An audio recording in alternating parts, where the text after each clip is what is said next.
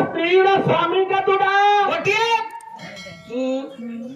ଆଉ କଣ 6-7ଟା ହେଇଥାନ୍ତା? ଆଜି ଗଲେ ପଚାରିବେ ହଁ ତମ ସ୍ତ୍ରୀର ସ୍ୱାମୀ କେତୁଟା? ଗୋଟିଏ ଗୋଟିଏ। ତମେ କେମିତି ଜାଣିଲ? ମୁଁ ପରୀକ୍ଷା ଜାଣିଛି। ଆରେ ତମର ଗୋଟିଏ ସ୍ତ୍ରୀ, ଆଜ୍ଞା ତମ ସ୍ତ୍ରୀର ଗୋଟିଏ ସ୍ୱାମୀ, ଗୋଟିଏ ସ୍ୱାମୀ। ତମେ ପରୀକ୍ଷା ଜାଣିଛ? ଆଜ୍ଞା କଣ ଆଣିଛ? ଏ ଇଲେକ୍ସନ ଆର ଇଲେକ୍ସନ ମୁଁ ଜାଣିଯାଇଛି ମୋ ସ୍ତ୍ରୀ ଗୋଟେ ସତୀ କନ୍ୟା। ସତ୍ୟ କନ୍ୟା? ଆଜ୍ଞା କେମିତି ଜାଣିଲ? ମୋ ସ୍ତ୍ରୀ କେହି ଭଲ ପାଉନାହାନ୍ତି। ପରୀକ୍ଷା ଜାଣିଛି ମୁଁ। ବାପା ମାନେ ମୁଁ ଆପଣ ମାନଙ୍କର ପୁଅ, ମୋ ଘର ହଉଛି ଆଲିସ। ଆଜ୍ଞା ମୋ ସାଙ୍ଗରେ ଯିଏ ସୁନ୍ଦର ଭାବରେ ଶ୍ରୀପାଳିଆ ଭାବରେ ଆସୁଛନ୍ତି ସିଏ ହେଲେ ରବୀନ୍ଦ୍ର କୁମାର ପ୍ରଧାନ। ଆଜ୍ଞା ରବି ବାବୁ ଆଜ୍ଞା ଜଗତ ଭିତରେ ହଁ ଆପଣ ନେଇଥିବେ ବିଜିପୁର, ତାଙ୍କ ଘର ହଉଛି ବିଜିପୁର। ଆଜ୍ଞା ରବି ବାବୁ ଆଜ୍ଞା ବିଜିପୁରରେ ହଁ ତମ ସ୍ତ୍ରୀ କେହି ଭଲ ପାଆନ୍ତିନି? ନା ମୁଁ ଓ ସତୀ କନ୍ୟା ସେ। କାହିଁକି ଭଲ ପାଆନ୍ତିନି? ଏ ଆର ଇଲେକ୍ସନ ମୁଁ ଜାଣିଗଲି ମୋ ସ୍ତ୍ରୀ ଗୋଟେ ସତୀ କନ୍ୟା ବୋଲି। କେମିତି ଜାଣିଲ? ଆମ ୱାର୍ଡ ମେମ୍ବର ଏଇ ଠିଆ ହେଲା। ତମ ସ୍ତ୍ରୀ ୱାର୍ଡ ମେମ୍ବର ହେଲା? ଆଜ୍ଞା କଣ ହେଲା? ଆମ ଗାଁ ବାଲା ବସିଲେ କହିଲେ ତମ ସ୍ତ୍ରୀକୁ ୱାର୍ଡ ମେମ୍ବର କରିବା। ଆଜ୍ଞା ୱାର୍ଡ ମେମ୍ବର ଏଇ ଠିଆ ହେଲା। ପଇସା ଲକ୍ଷେ ଖର୍ଚ୍ଚ କଲି, ହେଲେ ଭୋଟ ଦେଲୁ, ଲାଷ୍ଟକୁ ବଢିଲା ବେଳକୁ ତାର ଗୋଟିକୁ ମୋର ଗୋଟିଏ। ମାନେ ଟଙ୍କା ଖର୍ଚ୍ଚ ହେଲା? ଆଜ୍ଞା ଭୋଟ କେବଳ ତାର ଗୋଟେ ତମର ଅଛି। ଆଜ୍ଞା କାହିଁକି? ମୁଁ ସେଇଠୁ ଜାଣିଲି ମୋ ସ୍ତ୍ରୀ କି କେହି ଭଲ ପାଉନାହାନ୍ତି, କି ମୋ ସ୍ତ୍ରୀ କାହାକୁ ଭଲ ପାଏ ନାହିଁ। ସେଇଥି ଯୋଗୁ ତମ ସ୍ତ୍ରୀ ହଉଛି ସତୀ। ରବି ବାବୁ ଆଜ୍ଞା ଧରା ଯାଉ ହଁ ତମେ ଯଦି ମରିଗଲ, କାଇଁ ତମେ ମରି ନାଇଁ ମ ତମେ ଦାନା ତମେ କାଇଁ ମରିବ? ଏ ବୁଢା ମରିଯାଉ, ତମ ବୟସ ବେଳେ ମରିଯା। ହେ ରବି ବାବୁ ଆଜ୍ଞା ସେ କଥା ଛାଡ। ଆଉ ଆମ ଯାଇଥିଲେ 14 ବର୍ଷ ବନବାସ। 14 ଆଜ୍ଞା କାହା ପାଇଁ କିଏ ଶତ୍ରୁ ହେଲା? କାହା ପାଇଁ? ଗୋଟେ ଭାଇ ପାଇଁ ଭାଇ ଶତ୍ରୁ ହେଲା। କିଏ? ଭଗବାନ ରାମ 14 ବର୍ଷ ସେଦିନ ରଞ୍ଜ ବାହାରି ପଡ଼ିଲେ। ଜାଣି ବାପା ହଉ ଭଗବାନ ମର୍ଯ୍ୟାଦାମୟ ପୁରୁଷୋତ୍ତମ ଜାନକୀ ମହାରାଣୀ ଲକ୍ଷ୍ମଣ ମହାରାଜ ଯେତେବେଳେ 14 ବର୍ଷ ବନକୁ ବାହାରି ପଡ଼ିଲେ, ହେଲା ଭଗବାନ ରାମଙ୍କର ଆଖିରୁ ଦ୍ୟୁତକ ଲୁହ ଝରି ପଡ଼ିଲା। ହେଲା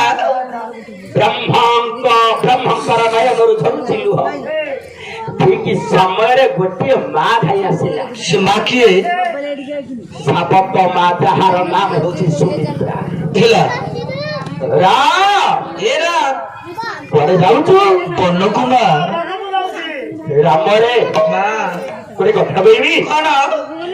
ମୋ ସିନା କେତେ 10 ମାସ ଗର୍ଭରେ ଧରିନି, ହେଲେ ମୁଁ ହଉଛି ତୋରି ପ୍ରକୃତ ମାରେ ରାମ। ମା ତୁ 14 ବର୍ଷ କଦାପି ହେଲେ ବନକୁ ଯା। ଏ ମା ଭଗବାନ ରାମ ସେଦିନ ହାତ ଯୋଡ଼ି ଦେଲେ, ଡାକିଲେ ମାଲ କଣ ହେଲା? ମୋ ପରା ବାପା ମାଙ୍କର ସତ୍ୟକୁ ପୂରଣ କରିବା ପାଇଁ 14 ବର୍ଷ ବନ ଯାଉଛି। ମୁଁ ଯିବି ଲୋ ମା। ଯିବି। ସୁମିତ୍ରା ମାଙ୍କୁ ମୁଣ୍ଡିଆ ଦିଅ ମାରିଲେ। ହେଲା ଆଉ ଗୋଟିଏ ମା ଧାଇ ଆସିଲା। ସେ ମା ପୁଣି କିଏ? ସେ କିଏ? ଯାହାର ନାମ ହେଉଛନ୍ତି କୈକେୟୀ ମା। ଦେଖିଲା ରାମ ମା ଏ ରାମ ମା ଆରେ ମୁଁ କଣ କହିଦେଲି ବୋଲି ମୋରି କଥାରେ ହେଲା ତୁ 14 ବର୍ଷ ବନ ଯାଉଛୁ? ଏ ନା ମା ନା ନାଇଁ ରେ ରାମ, ଏଇ ମୁଁ ଯଦି ମଙ୍ଗଳରେ ତତେ ଜଙ୍ଗଲକୁ ପଠାଇଥାଏ କେବଳ ତୋରି ହିତ ପାଇଁ, ହଁ ହଁ ହଁ ତୋରି ମଙ୍ଗଳ ପାଇଁ 14 ବର୍ଷ ମୁଁ ତତେ ବନକୁ ପଠଉଛି। ରାମରେ ମୋ ପୁଅ ଭାରତକୁ ଯେତିକି ମୁଁ ଭଲ ପାଏ, ଜୀବନ ସାରା ତତେ ମୁଁ ବହୁତ ଭଲ ପାଏ। ରାମ ମା ଛାଡ଼ିଅ ଯୋଦ୍ରା ଭୁବନ ରାଜା ରାମ ରେ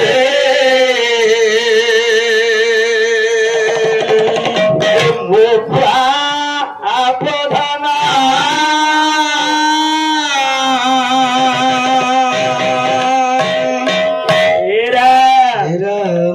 ମୋ ବାପାଟା ପରେ ଜଙ୍ଗଲକୁ ଯାଏ। ନା ନା ନା ଗଲେ ବନସ୍ତେ ପାଇବୁ ରାମ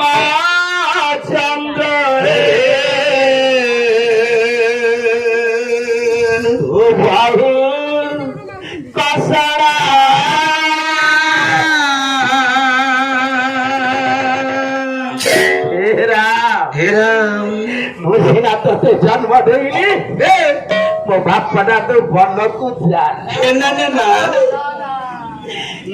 ଝାରି ଅଯୋଧ୍ୟା ଭୁବନ ତ ଯାହା ମୋରେ ମୋ ବାପ ଝାରି ଅଯୋଧ୍ୟା ଭୁବନ ତ ଯାହା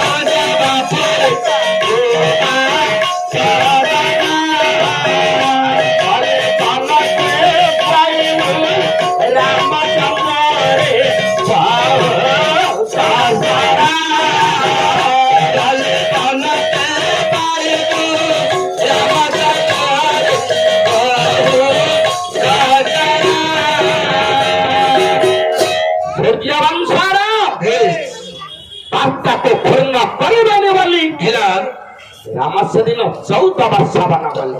ହଁ ଜାଣି ବାପା ହେଲା ସତ୍ୟ ଯୁଗରେ ବନବାସ 15 ତ୍ରେତାରେ 14 ଦ୍ୱାପରରେ 13 ହେଇଥିବ ପାଣ୍ଡବ ବୋଲି ହଁ ଗତ 12 ବର୍ଷ ବନ 1 ବର୍ଷ ଅତ୍ୟନ୍ତ ଅଜ୍ଞାତ ବନବାସ 13 ବର୍ଷ ବନ ଗଲେ।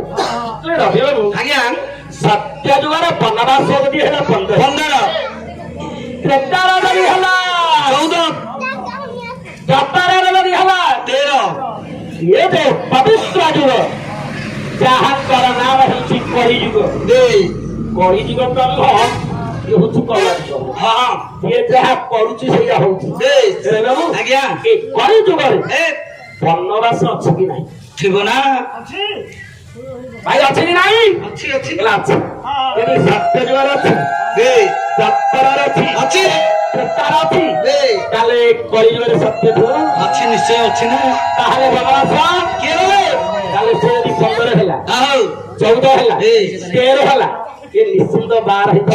ହଁ 12 ରହିଲେ ଆଜ୍ଞା ବନବାସ ଅଛି ଅଛି ଅଛି କିଏ ଗଲେ ତମେ ଜାଣିନା କି ବୃହତ ଲକ୍ଷ୍ମୀ ପୁରାଣ କବି ହେଲେ ବଳରାମ ଦାସ।